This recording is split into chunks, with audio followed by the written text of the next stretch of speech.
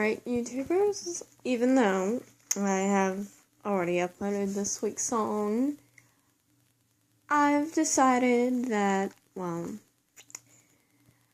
going to upload my creepypasta, a chapter every Saturday. Meeting of Two Monsters, Chapter 1. Hi, my name's Scarlett. I'm 17. My dad died last month. It's almost winter. I haven't shed a tear. I don't know if it's because I'm still in shock or it fully hasn't hit me yet.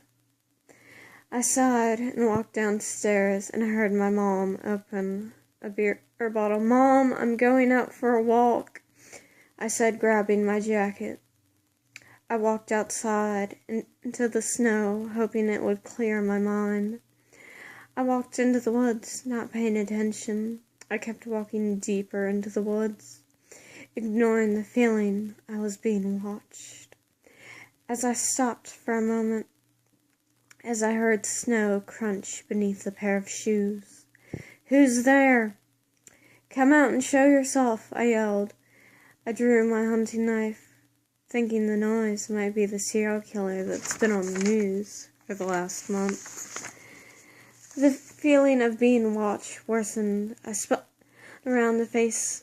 I'm not really sure what it was. Tall, skinny, and its face. It didn't have one, just blank, nothing. I switched to defensive. It reached out its hand and ruffled my hair. Just then, in that moment, it hit me. My dad was dead. The only one that understood me is dead. I started crying. I stood there crying. I don't know how long I cried, but when I stopped, the thing's hand fell on my left shoulder.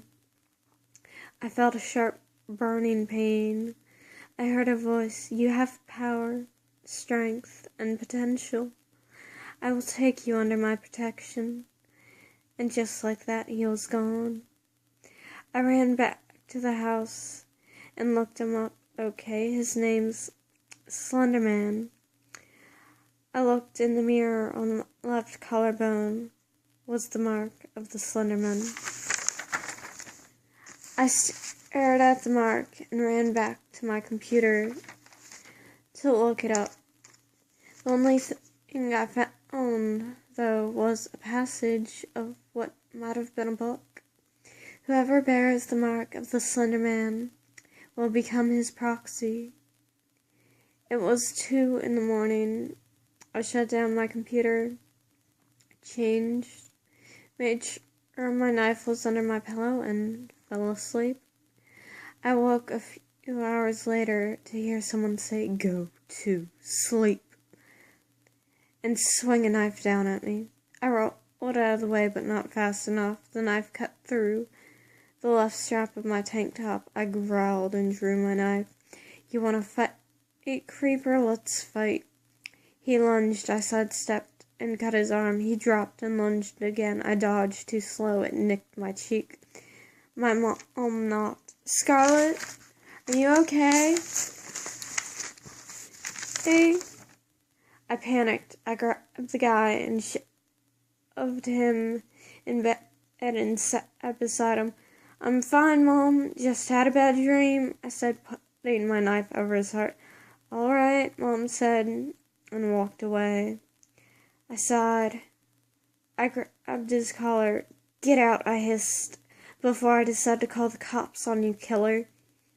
And just like that, he grabbed his knife. "My name's Jeff," he said, and jumped out my window and vanished. I sighed. I cleaned my knife and checked the date. Friday. I have school. I made my decision. I packed up my laptop and all the clothes I could fit in my duffel bag. I grabbed a silver suitcase. I opened and counted the money I'd saved. Not $145. My alarm went off for school. I got dressed, emptied my school bag, packed more stuff, thrown my CDs, everything I might need, and packed everything in my Ford Mustang GT that I got for my birthday. Put the keys in the ignition and floored it. I arrived at the school and walked in. The secretary looked up. "Can I help you?" "Yes, I would like to drop out." "All right, just fill out these forms," and handed me a clipboard. I sat down and filled out the forms and handed the clipboard back. I walked out, got in the car. All right, next thing to do, find Jeff. I drove around for a couple hours. I checked everywhere in town. Wait, that's it. I turned around and drove to the abandoned warehouse district. No one comes here anymore. The perfect hideout. I parked my car and got out. Only 3 warehouses were in good condition to live in. I searched the first, nothing. I searched the second, nothing. I searched the third, and found Jeff passed out on an old mattress, shivering from cold. I sighed. I took off my coat and draped it over him. He didn't look that heavy. I picked him up. He was light. Too light. I ran back to the car and put Jeff in the passenger seat and tucked my coat around him. Shut the door. I got in, turned on the engine, cranked up the heat, and drove off. I found a 2-bedroom, 2-bath. Rent was $250 a month. Went grocery shopping, grabbed double amount of body wash, toothpaste, etc. I got 5 sets of clothes for Jeff. Got some cold medicine and cough drops. I went back to the apartment, got Jeff settled in, unpacked everything. As I put the last knife away, I realized I'm living with a killer. I shrugged it off and started dinner. I was humming when Jeff walked in. Where the fuck am I?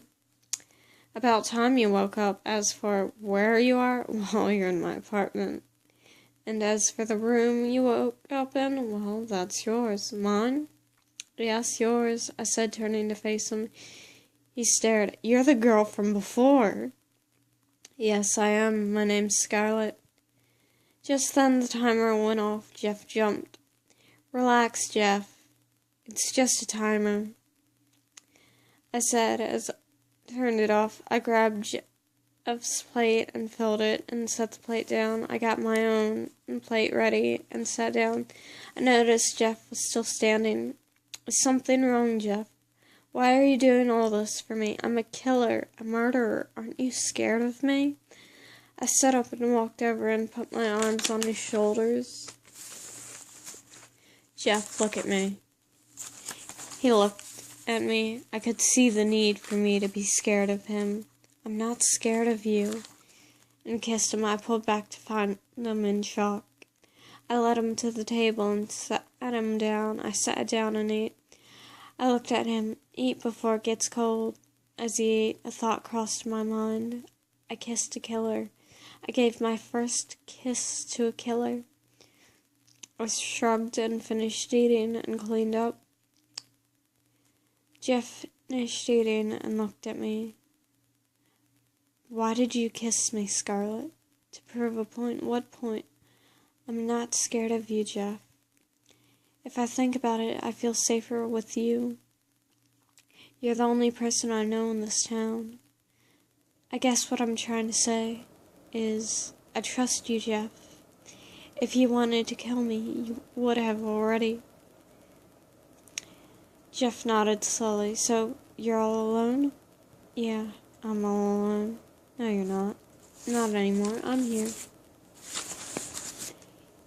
He walked over and hugged me. I smiled and hugged him back. All of a sudden, Slender Man showed up in the living room. I swallowed and pushed Jeff behind me. I heard his voice, "Come with me." I shook my head. "Come with me now, Proxy." "No, I can't leave Jeff behind," I said. "Very well, then." He walked in front of me, reached out, and laid his hand on Jeff's left shoulder. Jeff gritted his teeth as the pain burned through him, and just like that, the pain was gone. He looked at us both. "Pack your stuff." I tossed a duffel bag at Jeff. "You heard him." He nodded and ran to his room, unpacked all his stuff. I ran to my room, changed into black leather pants, sleeveless black turtleneck, slipped into my hooded trench, buckled my boots, slipped my 25-inch Kukuri machete into its sheath. I grabbed my duffel and backpack and ran out to meet Jeff in the living room. Waiting. Slenderman was gone. Jeff handed me a sheet with directions. It was Fairtown, 3 towns over from us. I sighed, got the car keys. "Let's get going." I put my stuff in the back and slipped, and Jeff did the same. I started the engine and took off. We reached the last town before the one we were headed to. We stopped for a bite to eat. Jeff asked how much longer. Well, with the way I'm driving, I'd say about an hour, 45 minutes. I chuckled. Jeff smiled faintly. We finished eating and left. I stretched as Jeff ran into a knife store. I followed him in. He was staring at a twin Kukuri knife set. I looked around and found a saber or a short sword. I grabbed the saber or short sword. I saw a pair of buckle boots with knives in the tips. Grabbed a pair for me, and Jeff grabbed 2 pairs of fingerless gloves, a leather jacket. Jeff saw what I was wearing and grabbed the twin Kukuri knife set, a pair of brass knuckle blades, and 2 Zippo lighters. We placed everything on the counter. The cashier rang everything up, looking terrified. The total price was $98.82. I tossed 100 down. "Keep the change." She grabbed some stuff. Jeff grabbed the rest. We put everything in the car. I pulled around back. Costume change. I took off my jacket, got it out, I opened the back. I switched my 25-inch Kukuri machete to my left thigh. I slipped on the gloves and leather duster. I took off my boots to see the bottoms completely worn out. I sighed and checked them and slipped into my new ones. I put the saber nor short sword at my waist. Jeff chucked his shoes and slipped into his new ones. Put his twin Kukuri knives around his waist, put on the brass knuckles, and tossed me a lighter. I chuckled and slipped into the driver's seat, putting the lighter in my pocket. And we were off. We arrived in the town to find our destination was an old abandoned camping site. We got sleeping bags, beef jerky, and drinks, and a few other things. We drove to the beginning of the trail, parked the car, got the stuff, and started walking the trail. An hour later, we got to the camp and set up. I was unnerved. No sounds came from the woods. I could tell Jeff didn't like it either. He was tense. "Let's eat," I said, and started a fire.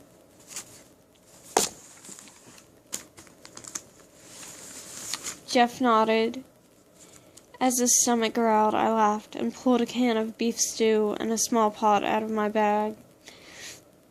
And Jeff opened the can with his knife. I laughed again and poured the can into the pot and set the pot over the fire. Jeff looked at me. Doesn't any of this bother you? I mean, you just up and left your entire life behind. You're allowing a killer to live and travel with you. Doesn't any of that bother you? No, it doesn't. I'm not really. I mean, I never fit in back home. I've never been normal. I'm different. What do you mean different, Scarlett? The food's almost done. I got 2 bowls out and poured the stew into the bowls and passed one to Jeff, who ate the whole bowl and the rest of the pot. I ate my bowl and cleaned up. Jeff grabbed my wrist. Looks like I couldn't keep my secret any longer. I looked at Jeff. I phased my hand through his chest. My eyes widened. Jeff's heart wasn't beating. I pulled back. Jeff looked at me. Scar, what's wrong? Your heart's not beating, Jeff. His eyes widened in shock as he checked his pulse and felt nothing. How is that possible? I don't know. Let me try something. I closed my eyes. A spark of blue fire in my palm. I set my palm over his chest as the spark slipped beneath the surface. His heart started beating again. I smiled and withdrew my hand. Get some sleep, Jeff. I'll take first watch. He nodded and fell asleep. I checked my watch. 11. 5-hour shift. I sighed. 5 hours. I set my alarm and looked at the sky. I must have fallen asleep. I woke to something slicing through the air directly at Jeff. I grabbed him in phase just in time for it to pass through us. And just like that, it receded into the darkness. I looked around, getting the feeling of being watched. Jeff, wake up, I whispered sharply, shaking him. Jeff woke up and looked at me. Scar, what's wrong? I explained what happened. He drew his knife. Let's keep our guard up. I nodded, drawing my own blade. We put our backs together and waited. It struck tendrils in all directions, trying to confuse us. We couldn't keep up no matter how many we cut through. They just kept coming. They were wearing us down. I wasn't sure how much longer I could keep it up. I could tell from Jeff's breathing it was taking a toll on him as well. I sidestepped to dodge and ended up getting knocked out. Scar! Jeff shouted as he too was knocked out. When I awoke, I could smell damp earth and death. I lit my lighter to see Jeff out cold next to me, and our stuff was next to the cave wall. Jeff, wake up, I said, getting my stuff. I checked to see we had our weapons. We did. Jeff woke. Where are we? He asked, as he grabbed his stuff. From the looks of it, the back of some sort of cave. Fan-fucking-tastic. I laughed. Come on, let's start walking, I said, and started walking. Jeff followed, close behind. I'm not sure how long we walked, but when we got to the mouth of the cave, we found Slenderman waiting for us. His tentacles had cuts on them. I figured it out. Problem was, Jeff had to. You bastard! Jeff screamed. I held Jeff back just barely. Slenderman stood there calmly. I did what I had to do to make sure the both of you could not only defend yourselves, but also work together. I can't guarantee I will be there to protect you both. End chapter 1.